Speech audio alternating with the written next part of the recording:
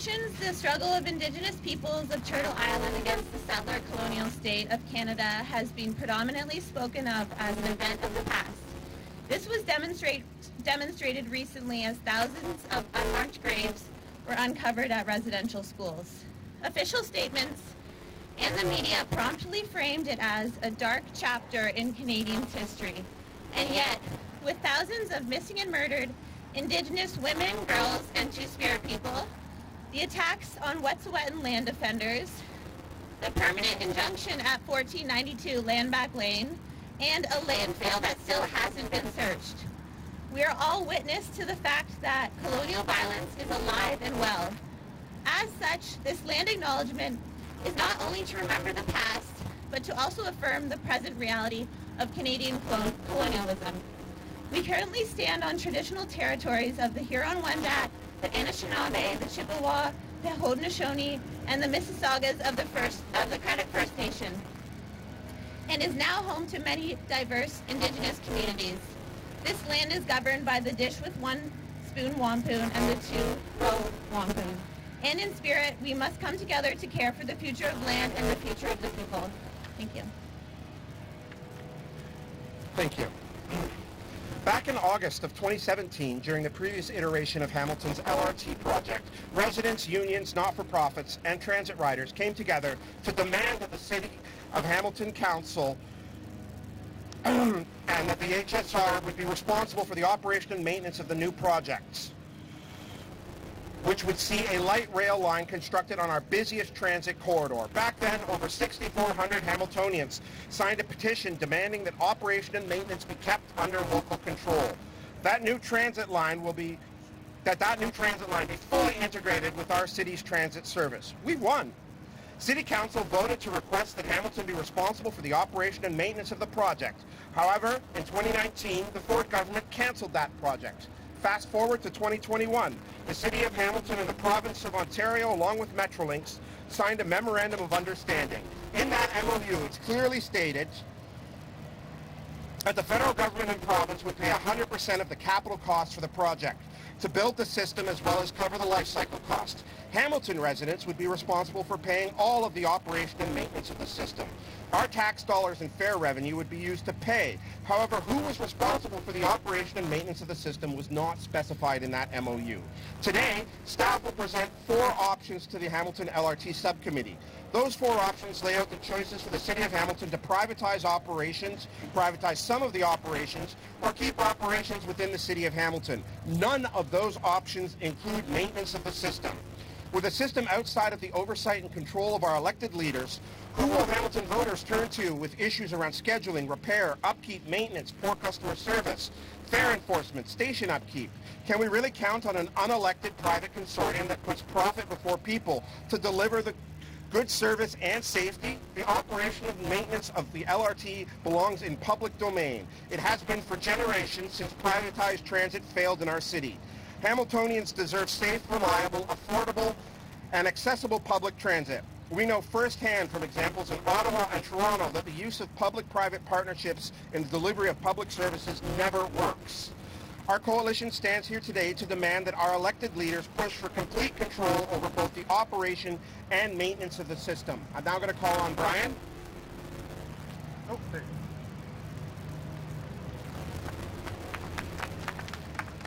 Hello, my name is Brian Connolly. I'm an executive board member at ATU Local 113 and a representative of ATU Canada. Today I'm here to talk to the public to inform them about how privatized maintenance through Metrolinx and private consortiums do not work. We'll look at examples of what's going on right now in Hamilton and in Ottawa with their LRT system. Right now, their LRT system has been down for 10 days due to wheel bearing failures. This year alone, the LRT in Ottawa has been out of service for 13.4% of operational time. The LRT in Ottawa has been in operation less than 4 years. And in that 4 years, they've had 2 derailments due to maintenance issues. They've had power lines come down due to lightning strike that took 4.5 days to repair, and an ice storm that caused a power line to come down and it took 6 days to repair, and during those times, no LRT service at all. Now, if you look at a publicly funded, publicly operated, and publicly maintained transit system in Toronto, the TTC, when have you ever heard of the TTC subway being out of service for 1 day, 10 days, 3 months? Never. And that's what we're here to do, is to tell the public that private consortiums through Metrolinx put profit before safety, before service, and before accountability, because nobody can get answers out of Metrolinx. Even the City of Toronto with the Eglinton Crosstown that has been taking 12 years to build and no timeline of when it's going to be in service. Right now, Metrolinx says private contract privilege prevents them from divulging what is the problem, what is the holdup, and what time that the Eglinton Crosstown will begin revenue service. And those same players are the private consortiums, are the same private consortiums of the Ottawa LRT. Somebody needs to be held accountable. We're here to say Hamilton City Council needs to maintain control through Hamilton Street Railway, and we need to put rail back into Hamilton Street Railway. Let Hamilton Council be accountable for transit within Hamilton through HSR. Thank you. Thank you. Kojo?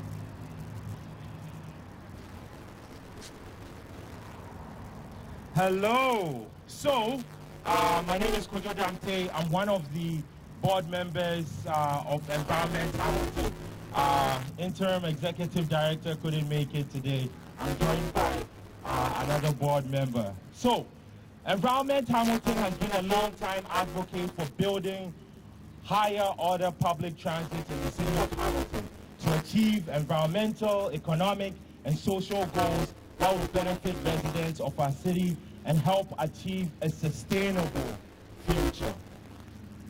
During this time, however, it's become quite clear that many in power who are ultimately responsible for this project to succeed do not have the same vision that excites and generates support amongst all Hamiltonians for this project. To be clear, this project from a public transit advocate perspective is not ideal. Metrolinx do not have the adequate track record when it comes to projects like this. And unfortunately, our provincial government continues to prioritize private profits over the delivery of good public services. Those who remain skeptical of this project have every right to be. Residents have been displaced. The project has been debated endlessly by previous councils, and it was even outright cancelled. Looking at how higher order transit projects have played out elsewhere in Ontario certainly does not reinforce confidence in Metrolinx. And I think Brother Connolly has illustrated that succinctly. Metrolinx, an agency that is supposed to be an arm's length from the project, yet increasingly has been revealed to be controlled and politicized by the provincial government. And we saw that in some news articles this month. They have a track record and they have earned an authority to determine what is actually best for local transit services in cities. While it has long been heralded as a sweetheart deal, it is quite possible that Metrolinx, having such absolute control over the LRT line, will be seen as yet another public transit failure in the province in the future. There's going to be a report submitted today at the LRT subcommittee, and we are extremely unhappy with the recommendations, as it does not put operations and maintenance in our own Hamilton Street Railway, which is here today. We have members of ATU, and so we want to make sure that this LRT is in the hands of HSR. This is a public transit system, and all public transit systems should be in the hands of the public via our City Council and HSR. So that is what we are pushing for. We are hoping that members of the public can also email their councillors, listen to the discussion, and push this subcommittee and the whole of council to ensure that this LRT project is run fully, 100% by HSR with oversight from City Hall, so that we can make sure that this is a project that benefits our community across the whole city. Thank you. I will call on Jane.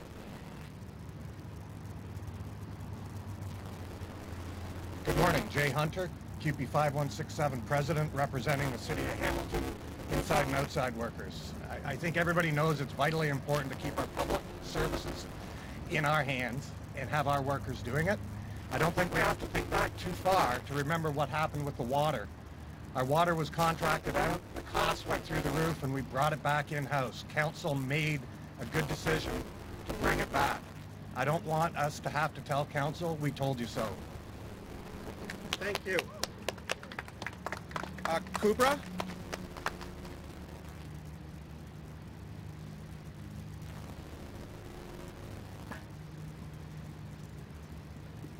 Good morning, everyone. My name is Kubra. I'm with the Hamilton Centre Pacific Inclusion.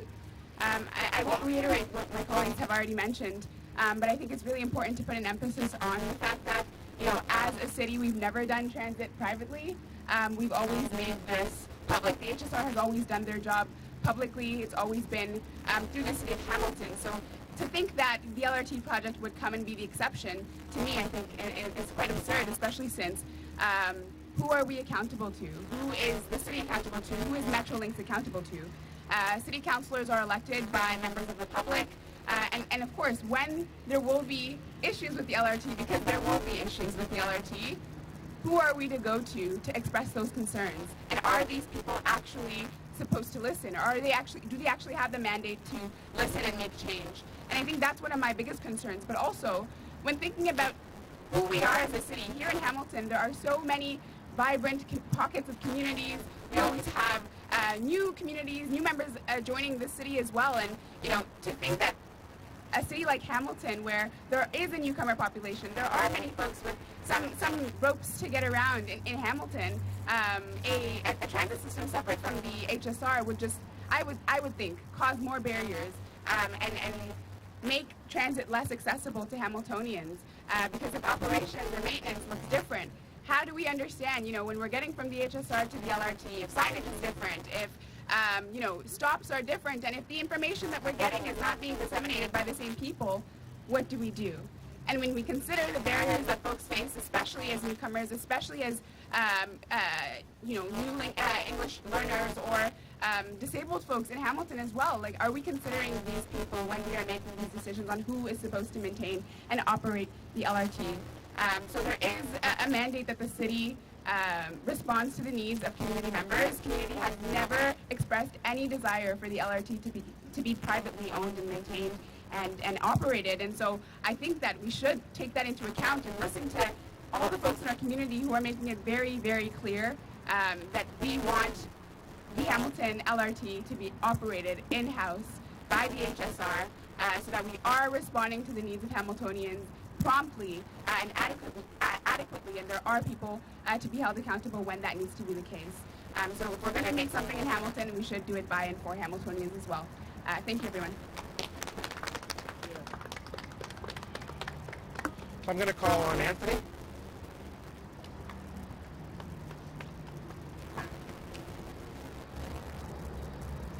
Hey everyone, Anthony Marco, President of the Hamilton District Labor Council. Many of you know that back during the city budget debates this year, one of the things that we brought forward was what we called a Care Fare platform, which was the first 4 steps in trying to make public transit free across the city. I can tell you, the biggest barrier to making public transit free across the city is to privatize one part of it. How do you think that we would be able to fight for free public transit on the HSR if a private company is operating and maintaining the LRT. I can tell you what will happen. I can tell you from a labor perspective what always happens. We tell people to buy union. And so we're going to be telling people to take the HSR. And so we're going to run into a serious problem if we have an agreement that prevents us from being able to do that. But this all comes down to the argument about a public service. There is no need for a public service to turn a profit. You walked down the sidewalks here today. Sidewalks don't make a profit. You came through a public park maybe over the last couple days. Parks don't make a profit. Public transit shouldn't have to make a profit. It should be a public service that our taxes pay for, and to be quite frank, that we're happy to pay for because it provides a service to our community. I do want to echo some of the concerns about the report that's coming from city staff today, because largely what I see in that report is a lot of wasted time and energy. And the reason I'm saying that is because Carl already made a reference back to 2017. If you look at the report that's coming forward later today, city staff will say, here's a motion which came forward in December of 2017, which doesn't apply to this project. Because everyone remembers the LRT first project died off, and then we got a new project, and they're saying it doesn't apply. However, in the summer of 2017, a motion was moved and passed overwhelmingly by this council, which said that staff be directed to advise Metrolinx that the forthcoming operation and maintenance agreement between the City of Hamilton and Metrolinx for light rail transit should include the Hamilton Street Railway as the party responsible to operate and maintain the new light rail transit line and any other future transit expansion in the City of Hamilton. So it did not end with that project. It carries forward. This council should be telling staff the only report that you bring back is option 5 now, which doesn't exist yet, which says all operations and everything that you do with maintenance has to be publicly held. And since we've already got an organization in place which does that, which is the HSR, it should be under that organization because it just makes complete sense. I don't want to run into some of the problems that they're running into in some of the other places across this province right now when it comes to LRT. I want LRT to be something that we can be proud of, and if it's going to be displacing bus lines in this city, we better make sure that the HSR, which makes sure that it has decent work and good jobs for those drivers and maintenance workers, get those jobs so that we can make sure that going forward, it's a system that we care about and not a system that we feel detached from because somebody's just making profit off it. So we're going to be arguing that today. And as you've seen already, and you're going to see after me, there's a great group that's together to try and make sure that this happens. And if you're from the public, if you're listening to this, make sure that you contact your city councilor and let them know that you want operations and maintenance of the LRT to be held in public hands. Or else if you think that some of the concerns that you have now about transit prices are concerning, imagine what it's going to be when someone's trying to profit off of it. So let's try and get in there together, contact your city councilors and make sure that you get out and fight for public transit. Thank you. I'm going to call on Violetta.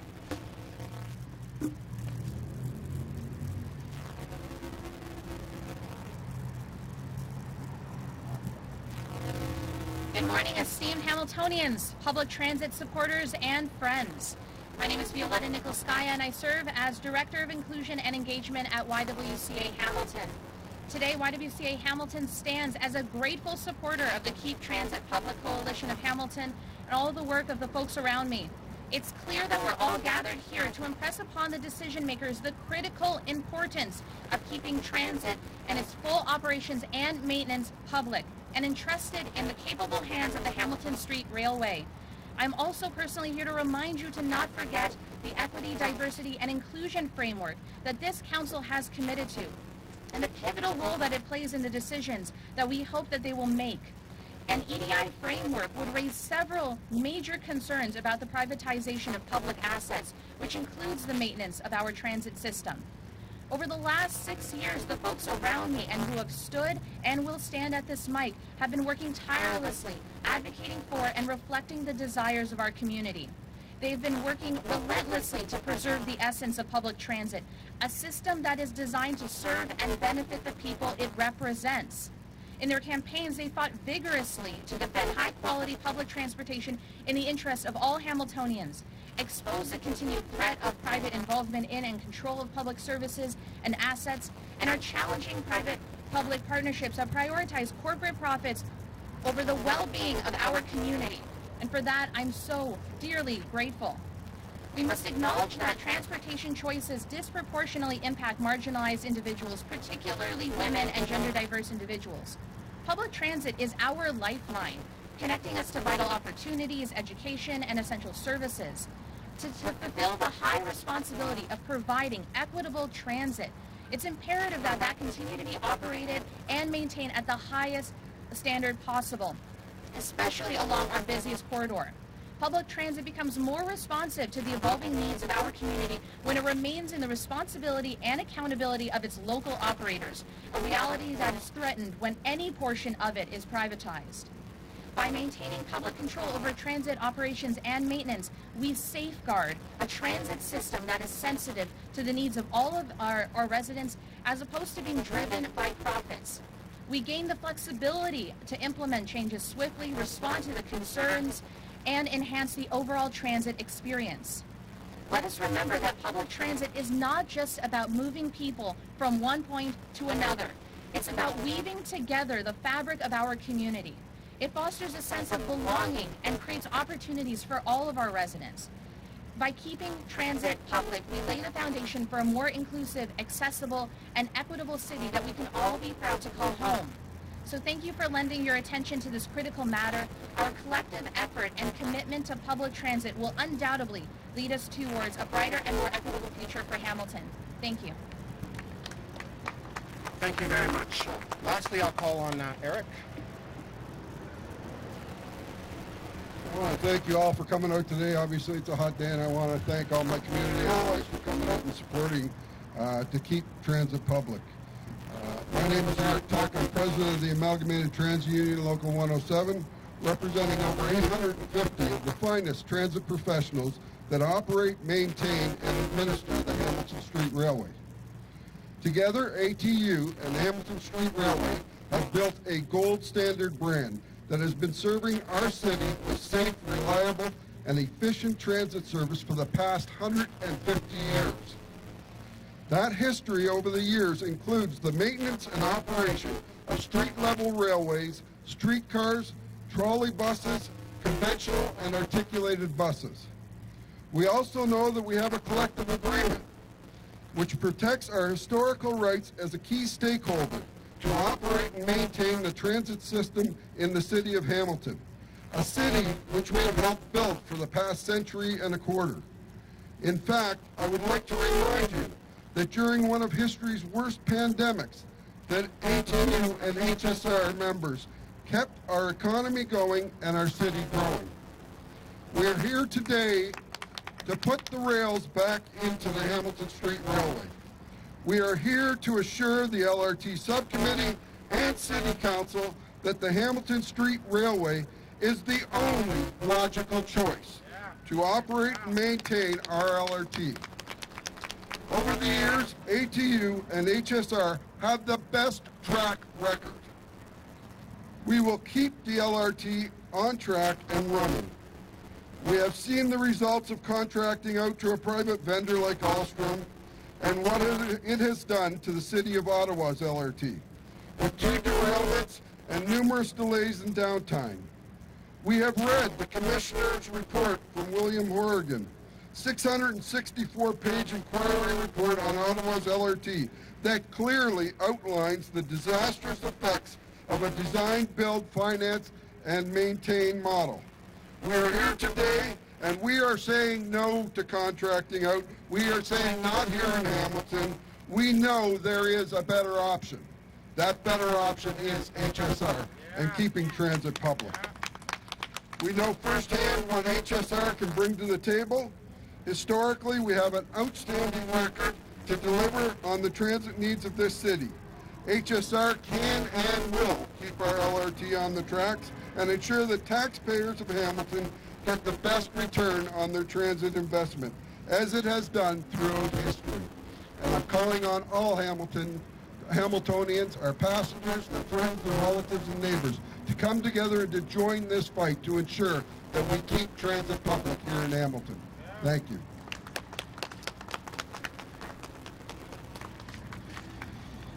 Thank you, Eric. The Hamilton LRT was promised to deliver good jobs, affordable housing, and community benefits. To date, none of those promises have been delivered. With local control of the system, we can keep the jobs good, union, and local. City councillors have a choice now to demand that Metrolinx in the province give the City of Hamilton and the Hamilton Street Railway control and responsibility for the operation as well as the maintenance of our busiest transit corridor. We will be paying for the cost of the system. Let's make sure that we are paying those not to a private out-of-town consortium, but to our own Hamilton Street Railway and unionized workers who have, for over 100 years, provided high-quality public transit. Anything less would be a disaster, just like Ottawa and the Eglinton Crosstown in Toronto. We are asking Hamilton residents again to go to our website at keeptransitpublic.com to sign the petition, to reach out to their elected leaders and let them know plainly when it comes to operating and maintaining transit, it's always best to keep transit public. Now, I see there's a few members of the media here, so we're happy to take any questions you guys might have for any of the speakers today.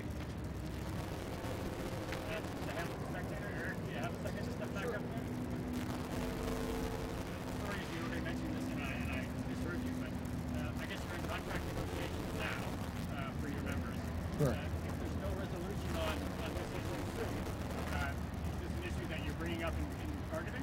So I can tell you now, the same as the situation in Ottawa, our contract language is very clear.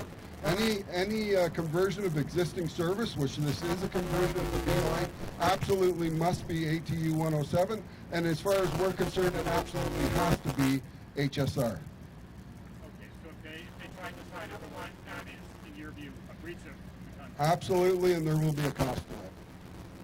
I remind people of the 1906, and that's one of the reasons we brought that literature for you to see. That was the basis of the argument back in 1906 when we had that major strike here in the city of Hamilton, that we must make sure that these are good union jobs and providing the kind of pay and benefits that should come with that. Virginia, I'm not sure who of your colleagues are here today and where they represent. Do we know through the ATU grapevine, do we know what's happening with the Mississauga line, for example? Or? Yes, so I can tell you that the Keep Transit Public campaign is just kicking off here in Hamilton, as it did back in 2014, ran right through to 2018, and it went across the province, and that's exactly what we're doing today. We are kicking it off here in Hamilton, and it will become a province-wide campaign. No problem. Yes. Yep.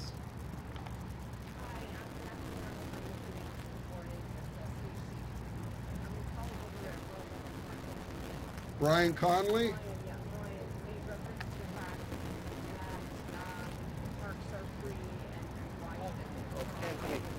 Oh, sorry, I can't hear you.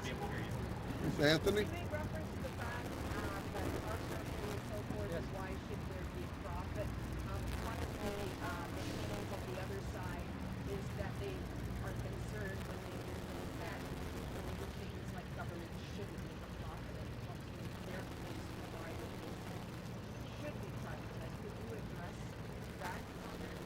Sure, I'm not saying that you can't generate revenue from a city service.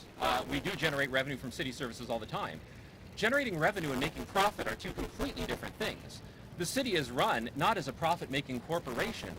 We don't sell shares, we don't hold dividends, we don't pay out shares. So the goal of public transit should be to provide service. That should be the profit that it takes in the service that it provides to its citizens. One of the reasons that we're fighting for free public transit in the city is definitely going to lower the revenue. But we consider the cost savings that it is going to give Hamiltonians across the board with regards to maybe buying a first or second vehicle, with regards to being able to safely get to work and back. Working class people depend on an affordable public transit system.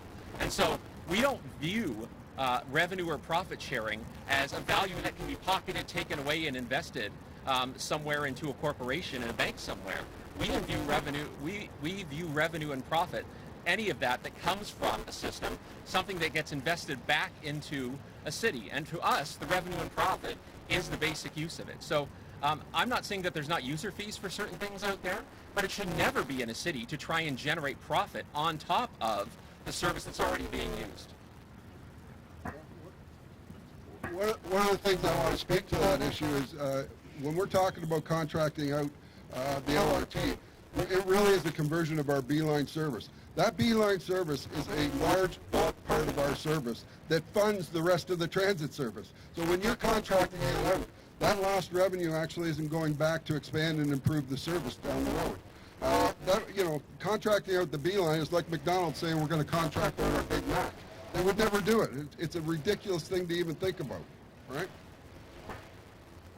Yes. Hi, I'm Kathy from CBC. Yes. I had a question about an earlier follow-up. Sure. If the report is not in your favor, you mentioned the cost of breaking the contract. What kind of things would we be looking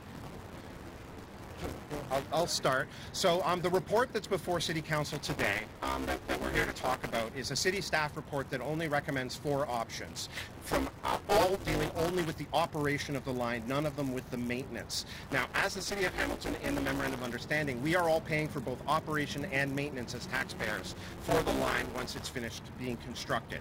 So there will be costs that are associated with the operation of that line. However, if the operation and maintenance of that line is contracted out, there's going to be the fixed cost that we will pay, and then there'll be the profit for the company that gets that service contracted out on top of it that we will end up paying as a surplus or as an add-on, an extra expense that we don't need to incur. We already have great experience running transit systems in this city, and I think my colleague, Brother Tuck, will talk a little bit more about that.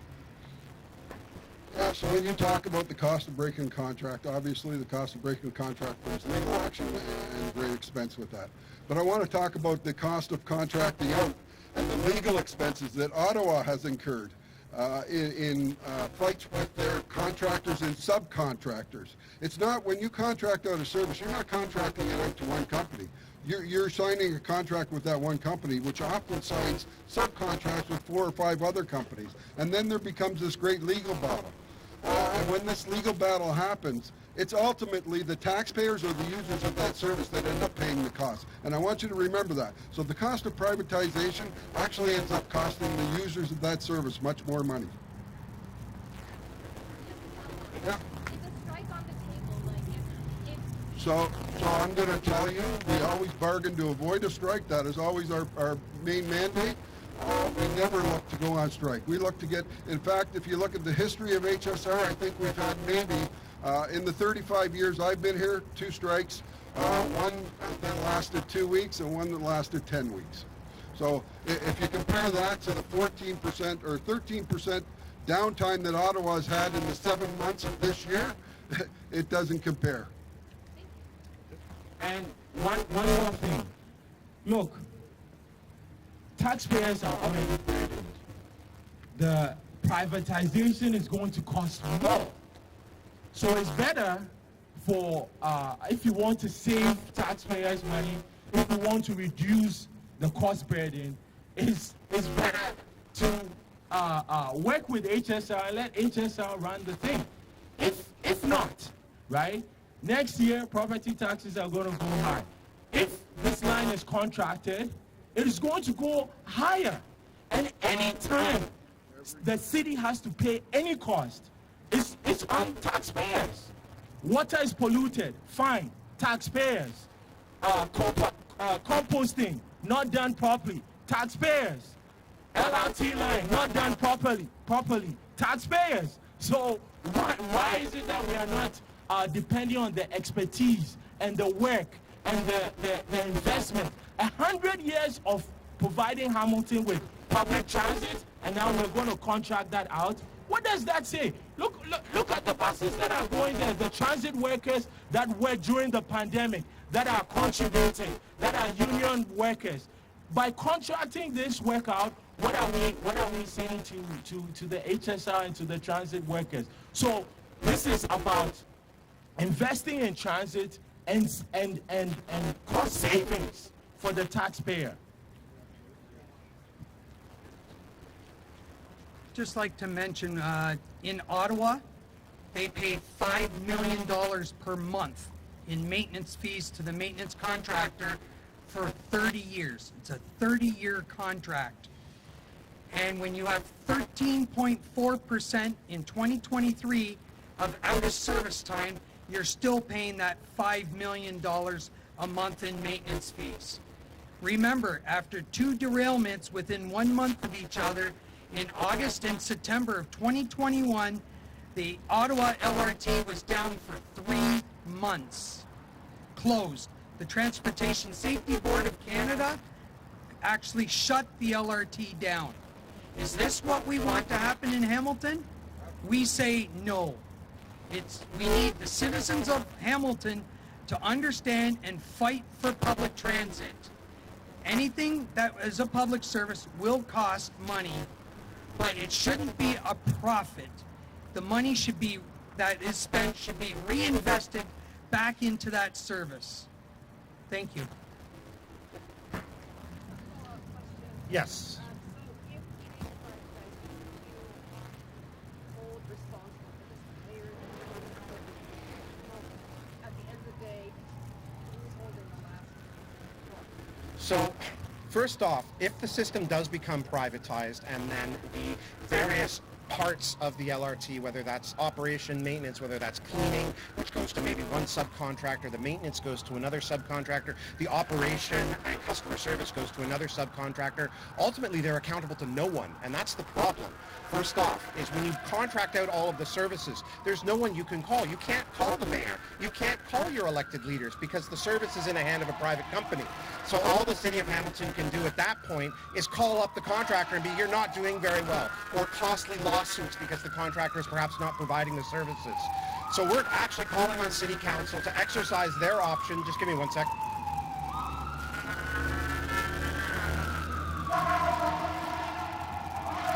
To ask Metrolinx to not contract out the system and to allow the operation and maintenance for the City of Hamilton. So we're asking this LRT subcommittee and ultimately councillors to request that Metrolinx grant Hamilton the operation and maintenance of the system instead of a third party.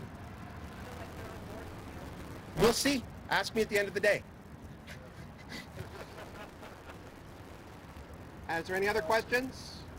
I just want to touch on when you, holding people accountable at the end of the day. One of the things you got to remember with 2 derailments in Ottawa, and I think that's a key thing to factor in on. You're talking safety. If that line derails, if somebody is killed, they're going to hold everybody responsible. And that includes the City of Hamilton taxpayers for making the decision to contract out to a private contractor when they already know the record of those private companies. We know the record of HSR for 150 years. Next year is their 150th birthday. ATU, 125 years working with HSR to build that brand. And our record, we will stand behind in any, and put it up against any private consortium because we have a track record that we can stand on. And we will continue to stand on that track record. And if council contracts it out to anybody else, they take on that liability. They absolutely do. And ultimately, that liability falls to the taxpayers of the city. Thank you very much. At 10 o'clock, the LRT subcommittee will be meeting. And of course, as the major item on the agenda is the city staff report presenting only operations. So hopefully some of you from the media can stick around and see what happens today. Thank you again for all your time.